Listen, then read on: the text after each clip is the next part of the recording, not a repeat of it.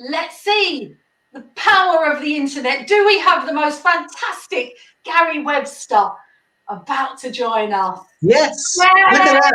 That's amazing. It works. I can't believe very it. impressed. No. It's fantastic. Gary, you're looking fabulous. Well, thank you very much. I don't know if that's Orlando Bloom or somebody on your screen, but I'm feeling okay. I'm breathing, which is always a good sign, I find, in the mornings. So if I wake up breathing, then the day's mine. So. Oh, no, it's so great. You know, we're big fans. We love you. We love Wendy. We're going to speak to Wendy next time because we thought, let's speak to Gary and find out about you. Chatting about, you know, what you're up to. I know you're doing some brilliant work at the moment. I know it's obviously a tough time because we've had lockdown. I know your theatre show couldn't go ahead, which is obviously very disappointing, to say the least. But I also know that, you know, you did the last Veganuary and it had a very big impact on you, didn't it? What's that? Sorry? You did the last Veganuary, what did you say then? Yeah, you did the very last Veganuary, didn't you? And I know that had a big impact on you. Yeah, certainly. I mean, I'd obviously, when living with Wendy, I'd already years and years and years ago begun to curb my meat, you know, intake, etc., etc. So I've been vegetarian for some years now. And then at the turn of the year, I kind of I had a throw, and I was, you know, sort of whilst doing the theatre at the early part of rehearsals, etc., wasn't on top form. So I made the commitment to do the January obviously at the start of the year, and I found that I could actually move on from being vegetarian to vegan, because there was a couple of pointers for me in the whole thing in respect of it was always difficult for me to have a cup of tea without milk, you know, cow-based milk, and maybe eggs, you know. But in actual fact, obviously the eggs and the cheese isn't so good for me, someone like me, you know, getting on in a little bit and you want to watch the diet. And the kind of evolution of Oatly milk for me has been a revelation. So, because soya kind of milk didn't work for me in that regard to a cup of tea or my cereal, but Oatly does work fantastically. So once I'd sort of knocked out those last few elements, it's almost like giving up smoking and stopping the one after the meal, or the one after a beer, or the one after. Yeah, we won't get into that, but you know what I'm saying. So I was just knocking out those final few sort of cigarettes, and I'm so happy that it's worked, and I think the produce out there now for vegans is fantastic, but it's not necessarily for the converted. I think it's available for everybody now, you know. And I think as we move forward, you know, our main aim is always to not necessarily preach to the converted, but to get on board the common man and woman in the street who has always had a view of veganism and what it stands for and what you can eat and, you know, what you have to sacrifice to become a vegan. I think now's the time to actually get those people involved and say there is no sacrifice, only enhancement, you know. So only better for your health, only better for the planet, only better for animal welfare. You know, if you've got a dog and you've got a child and you've got something else, by becoming vegan will only benefit their lives and their children's lives, and you know what I'm saying. So that's our aim, is to focus on pulling them in. So the guy or the woman who wants a burger and chips, get a vegan burger and chips. The quality now is unbelievable, you know. So it's been a year, so it'll be our first fully vegan Christmas dinner for me. So that's going to be great. Oh, that's lovely. And I think, do you think things like Veganuary, which Veganuary just won our Best Vegan Initiative Award as well, Sure. You know, by a long shot, do you feel that things like Veganuary are, you know, they're helping people make a better decision. They're helping them make the decision to go vegan. Do you think? Yeah. Yeah, I definitely do. I think it's like any incentive, and it's also by having a specific month put aside, or a week or day, or it allows us for people to be informed about what is available and what can be done. Oh, come in. No, hold on.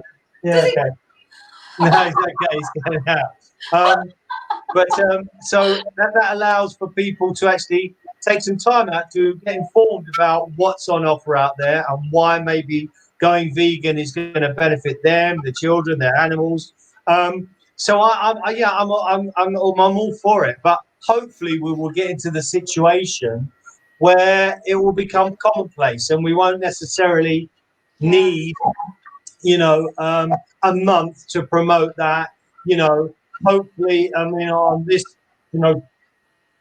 year of turmoil and information and awareness, it's like there's a Black Awareness Month, and I think the aim is to that education about just taking that as another example of where Black people stand in this country's history should be taught as norm in every level of education, and not necessarily set aside 1 month for it. It should be in books, learning, and so everyone learns together about our history and what we have to. And I think setting aside a vegan month is absolutely the correct thing to do. But hopefully 10, 20, 30 years time, we won't need that because every month will be a vegan month, So I think, but things have to be done, initiatives have to be started. It's a wonderful thing because at the moment, exponentially is a word that we use a lot these days. And I think it's because it's becoming okay for, as I say, the common man and woman in the street to get involved, And I think once that happens, then the snowball, you won't be able to stop the snowball. I love that, Gary. That's brilliant. Oh, that's fantastic. I know we've got some slides, we've got some images we're going to chat through, but before that, Tim, what would you like to ask Gary? Do you know what? I don't want to get too serious here, Gary, because it's a light-hearted chat and everything. And in fact, tomorrow we're focusing on animal rights for a whole summit. Yep. We'll be doing hours of some really informed, quite detailed look. And then even in January, we'll be looking at activism in some detail. But I'm actually quite inspired by listening because, two people I know that have done veganuary last January who have been, you've mentioned you've been vegetarian for a long time. And I know within acting fraternity or communities, there's been, quite an influence of vegetarian for a number of years. Obviously, our friend Karin Royal has been vegetarian since I think she was 1963. And of course, Wendy, vegetarian before she was vegan. So you've had this influence a long time. Somebody else who springs to mind is Brian May. The obviously well-known Queen guitarist and campaigner for wildlife. And Brian is someone else who has been gravitating at a pace towards going vegan, and then the veganuary has just tipped Brian into this commitment, and it's really important to remember that. I remember when I was on the peace convoy 35 years ago, and we had a saying that was very apt because a lot of our motors were not that tip top, and we had a saying to say that the convoy is only as fast as its slowest vehicle. Correct. And it's a very important principle to remember that we're going here together and that we need to encourage each other and be kind. And yes, there are very serious issues at stake. We know that. We know there's some serious issues at stake. And it's a very complex issue to help people get to that position that you hope we will see in 10, 20, 30 years' time. But I'm inspired to remind all of us, especially us long-term vegans, that it's really important that we go together on this and that we take the time and the trouble to be kind and supportive and reflective and educative and inspirational and kind of fun and keep moving together and not to leave anyone behind. And as we grow as a vegan movement, to encompass not just in the UK, but then beyond, and make sure that the whole world gets to this point. And that's quite a big challenge. And obviously quite a serious. I think listen, that doesn't mean to say we can't, have this humour about the seriousness of the matter, because if we don't have humour, we will get lost within ourselves, and we would be crying all the time rather than smiling at the times as well.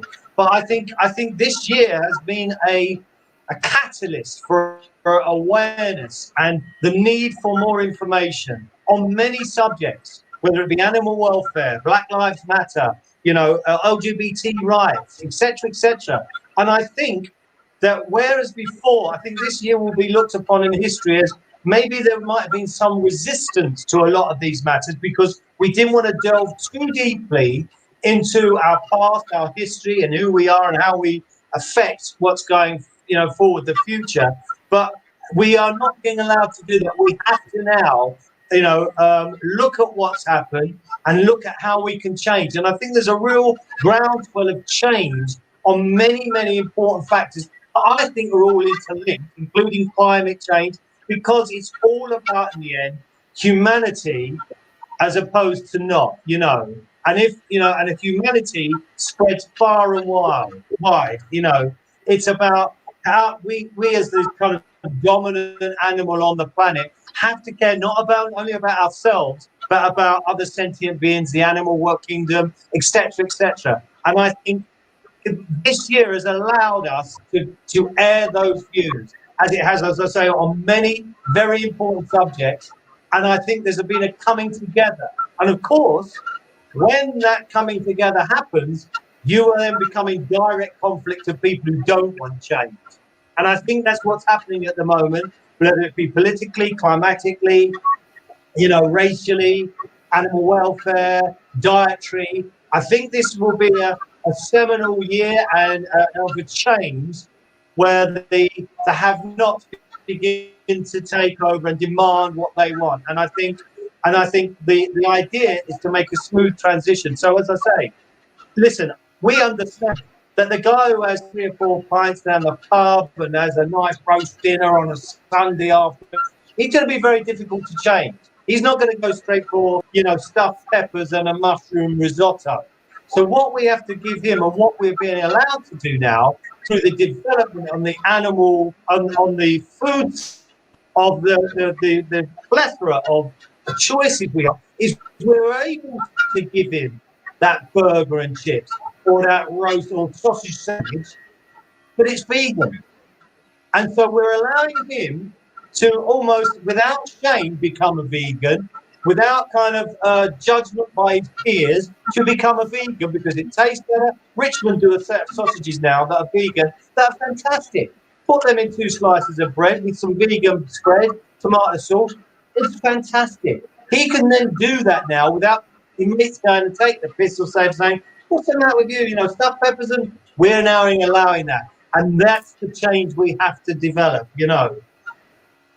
Because once that happens, as I say, you ain't going to be able to stop it. And we'll achieve our goal. I mean, it's been your goal for many, many years. But we will achieve our goal of, animal welfare. We're stopping climate change. We're looking after other sentient beings. We're looking after ourselves. That's the way I look at 2020. That's a really positive. Actually, that's a really positive. There I am.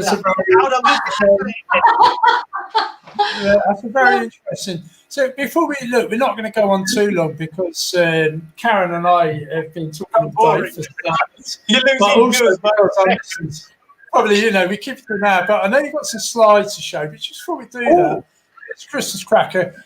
Gary, you did fill some extremely big boots in your career. You've done a lot of amazing work, but I am a massive Minder fan from back in the 80s. And I think the pinnacle of your career, I would say, would have to be, becoming Minder when Minder was brought back. So just really briefly, just tell us something amazing for our Christmas cracker.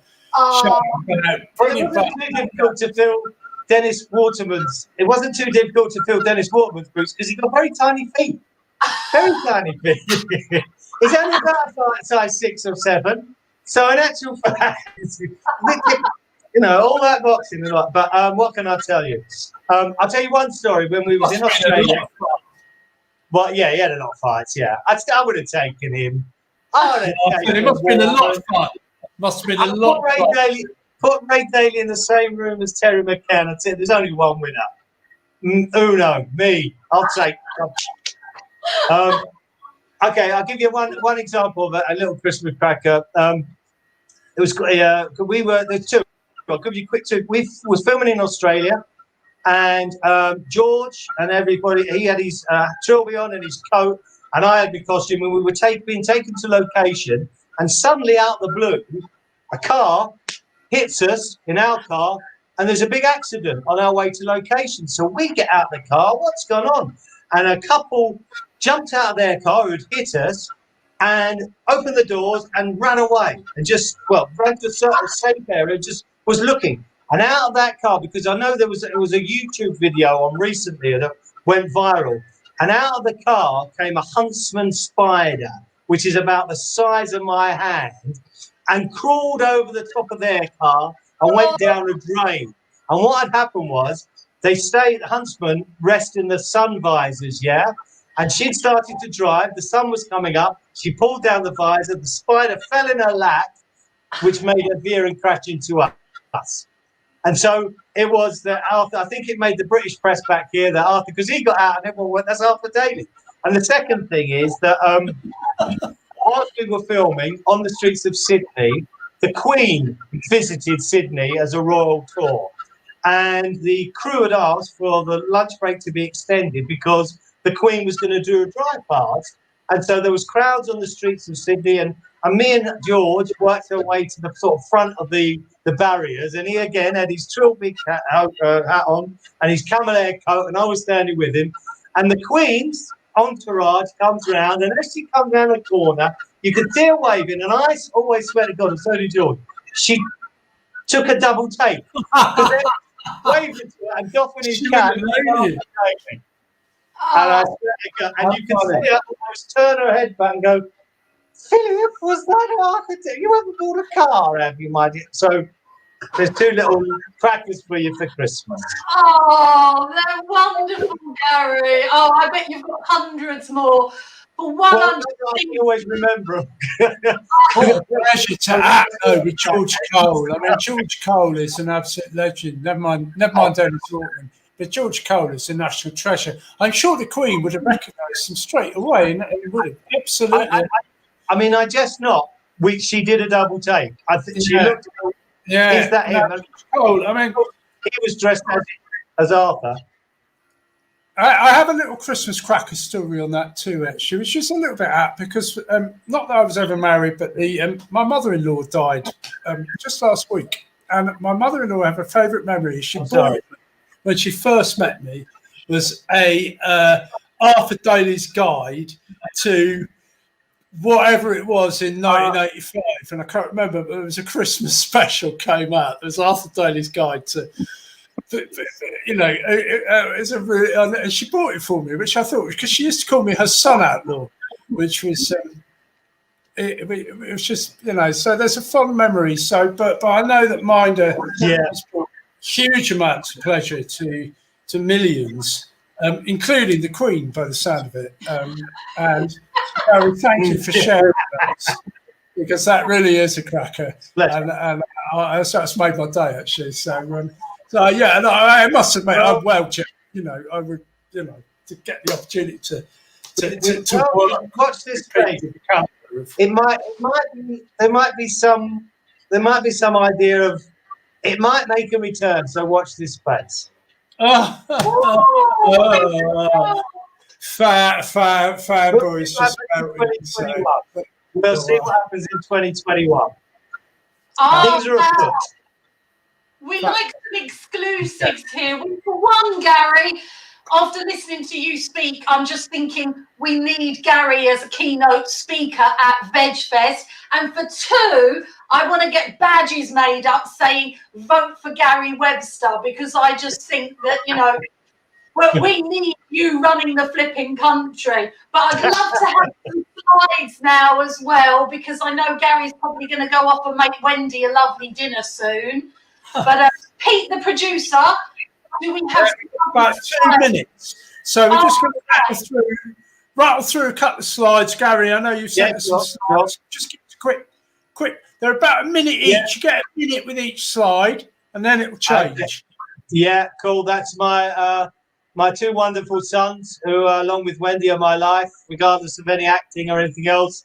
That's what I live for. And our lovely rescue dog, Newt, who Wendy saw in a Romanian sort of death cage, ready to be, just killed, picked off the streets. She couldn't leave her, so we arranged for her to come home. And I've never had a dog before. I just can't imagine life without her. We can't imagine life without her now. So Newt is very firmly part of our family, whatever happens. Oh, that's lovely. And I've had the pleasure of meeting Newt as well, haven't I? Yes, you have. I mean, she's a wonderful dog. Skittish, I think the word is, I've heard. She's skittish. But we love skittish in our family. We're all pretty skittish in our family. You like some interesting footwear in your family too. I spotted that. But moving on. Can the afternoon audience take this? This is my lovely mum. Dear Cat. I think that was on mine or her birthday last year. Must have been mine at the start of this year. Yeah, she's had a tough old 18 months, so we kind of visit her. She's been in a care home and she's not been well, so it's been very difficult to get down and see her, but we love her very much. She's helped us enormously over our troubled times, and she's a game old bird, as they used to say. So we love her, and we can't wait to when things get pretty normal again, to go down and see her on a more regular basis. Oh, that's such a lovely picture. Is she still over in Brookwood? Well, she's Chelmsford now, so yeah. So well, we say hi. I'll tell a quick story about her. I got invited once. I'd helped out the Tristram. Oh my God! Oh, that's me replicating. Oh God! How old am I? How I've aged. That's cruel. See, that's veganism for you. I look 40 years older. No, I am 40 years older. That's why. I'm happy with that. What's this? What's going on in the picture there, Gary? Well, it was on TV, and I said to Wendy, shall I just mirror that for a laugh on Twitter?